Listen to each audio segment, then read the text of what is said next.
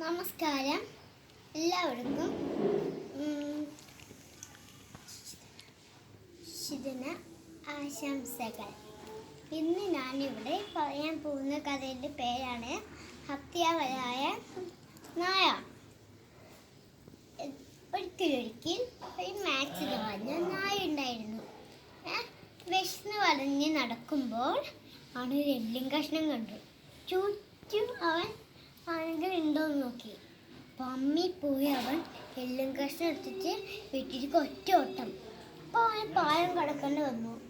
പാലത്തിൻ്റെ നടുക്കെത്തിയപ്പോൾ അവൻ വെള്ളത്തിലേക്ക് നോക്കി. അപ്പോൾ അവൻ്റെ പ്രതിരൂപം കണ്ടു. അവൻ വിചാരിച്ചു വേറൊരു നായ, അത് വെള്ളത്തിൽ വെള്ളും കഷ്ണം പിടിച്ചു നിൽക്കുമെന്ന് ആ മണ്ടൻ വിചാരിച്ചു. അപ്പോൾ